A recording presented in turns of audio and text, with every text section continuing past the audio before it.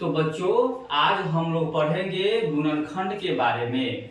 यह मैथ जो दिया हुआ है ये क्लास 8 और 9 के बच्चों के लिए है। गुणनखंड क्या होता है पहले हम जान लेते हैं। गुणनखंड किसी भी संख्या या वस्तु को छोटे छोटे टुकड़ों में बांटते हैं तो वह गणित की भाषा में गुणनखंड कहलाता है।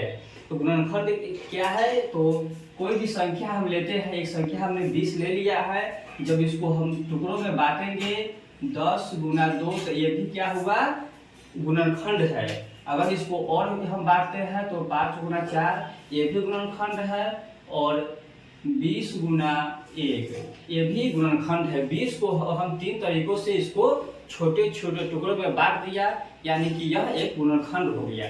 तो इसी के माध्यम से देखते हैं कि क्लास 8 और 9 के बच्चों के लिए ये x² + 6x + 8 इसको गुणनखंड के रूप में कैसे तोड़ते हैं। तो पहले हम देखते हैं कि कोई भी संख्या है तो पहले से अंतिम वाली संख्या में गुना करते हैं। तो पहले हमारा कोई संख्या x के इधर नहीं है तो हम 1 मान लेते हैं, और फर्स्ट और लास्ट में क्या करते हैं कि गुना करते हैं। जब गुना करेंगे तो हमें 8 प्राप्त होगा।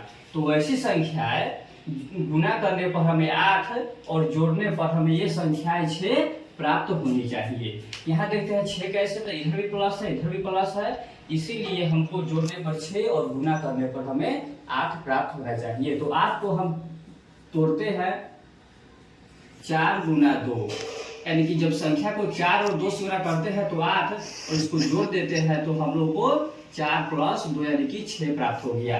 तो हमें फर्स्ट ही बार में प्राप्त हो गया कि गुना करने पर 8 और जोड़ने पर 6, संख्या 4 और 2 है।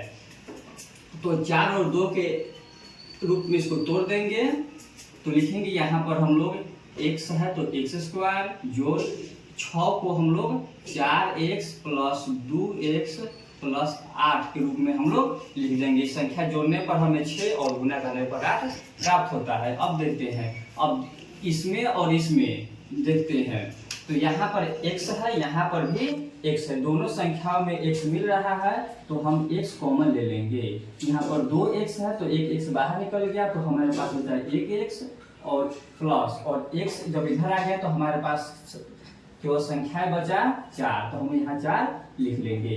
अब इसमें देखते हैं इसमें कौन कौन सी संख्या मिल रही है, तो इसमें 2 और 2 चौके 8, इसमें 2 और 4 मिल रहे हैं, तो हम इसमें से 2 कॉमन ले लेंगे तो हमारे पास इसमें x बचेगा। क्योंकि इसमें x कॉमन नहीं लेंगे क्योंकि संख्या में केवल इसी में x है, इसमें नहीं है, तो 2 चौके 8, और इस गुणनखंड को हम तोड़ दिए। अब इसे गुना करेंगे, x² आ जाएगा, फिर x में 4 से करेंगे तो 4x, 2 में x करेंगे तो 2x, और 2 में 4 से करेंगे तो 8x, ये प्राप्त हमें हो गया। तो अब हम संख्या को x + 2 इसको और इसको लिख लेंगे, और ये दोनों संख्या 1 है तो इसको एक बार में लिख लेंगे। इस तरह से हमें प्राप्त हो गया कि x² + 6x + 8 का गुणनखंड x + 2 और x + 4 है। ये हमारा आंसर हो गया। इसके बाद देखते हैं कि अगली मैथ क्या है। तो अगला है उसी तरह फर्स्ट और अंत की संख्याओं को हम लोग गुना कर देंगे। ये 12 में 2 से गुना करेंगे तो हमें 24 प्राप्त होगा।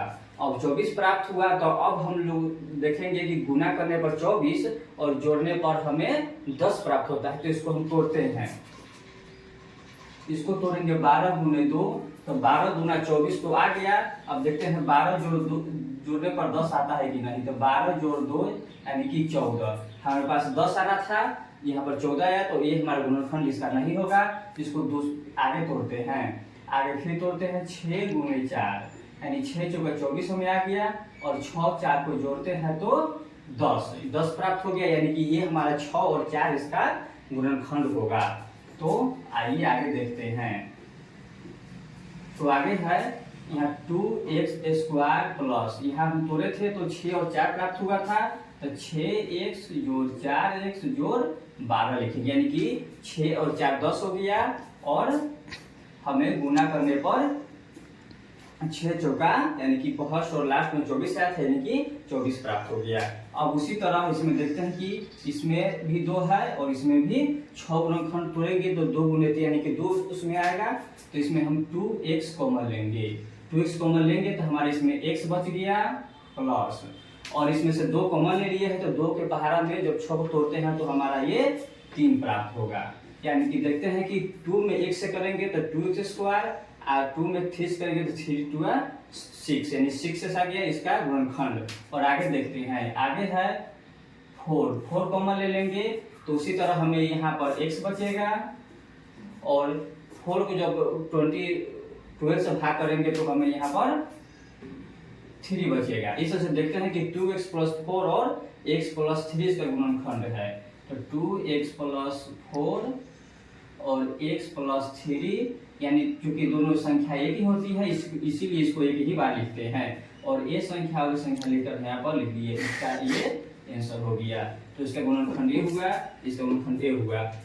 तो आगे देखते हैं, हमारे पास यह तीसरी मैथ है x² - 8x + 48। हमने 2 को प्लस में जोड़ने वाला देखा, और तीसरी बार हम देखेंगे कि इसको घटाने पर कैसे संख्याएं प्राप्त होती है, गुणनखंड कैसे तोड़ते हैं। तो देखते हैं कि यहाँ पर 8x माइनस में है, तो यहाँ पर हमें घटाने पर 8 प्राप्त होना चाहिए। ये संख्याएं 48 है, गुणा करने पर 48 और घटाने पर 8, वो कोई संख्या है। तो 48 को तोड़ते हैं 12 × 4 के रूप में, तो 12 चौके 48 हमें प्राप्त हुआ, और 12 में से 4 घटाते हैं तो हमें 8 प्राप्त हुआ। तो 48 का गुणनखंड हुआ 12 चौके 48, गुणे करने पर और घटाने पर 12 में से 8 गया तो 4, इसका यह गुणनखंड हुआ। तो इसको हम लोग तोड़ते हैं, x² माइनस है x² माइनस 12x जोड़ 4x घटाव 48। यहाँ पर हमने जोड़ इसलिए लिखा है क्योंकि 12 में से 4 जब जुटे, -12 में जब 4 जोड़ेंगे तब हमें जाके यह 8 प्राप्त होगा, इसीलिए इसको प्लस में लिखते हैं और इसको माइनस में लिखते हैं, क्योंकि हमें यहाँ पर -8 प्राप्त करना है। तो इसको अब देखते हैं कि दोनों में कौन सी संख्या मिल रही है। तो दोनों में हमको केवल x मिल रही है, तो x हम निकाल लेंगे बाहर, x घटाव 12, 1 घटाव 12 आ गया। अब हम दूसरी संख्या देखते हैं +4। अब इसमें से कॉमन लेंगे +4, तो हमारे पास x, और यहाँ पर घटाव है तो घटाव 12, यानी कि इसको जब गुना करते हैं 4x और 4 में 12 से करेंगे तो 48 हमें इतना प्राप्त हो गया, और x में 1 से करते हैं तो x², और x में 12 से करते हैं तो 12x हमें इसका गुणनखंड प्राप्त हुआ। तो अब इसको x + 4 और इसको हम x - 12, यानी कि जब दो संख्या जो एक समान है तो हम उसको हम लोग एक बार लिख सकते हैं, तो एक हमारा गुणनखंड प्राप्त हो गया। तो ये जो मैथ है ये खासकर क्लास 8 और 9th के बच्चों के लिए है,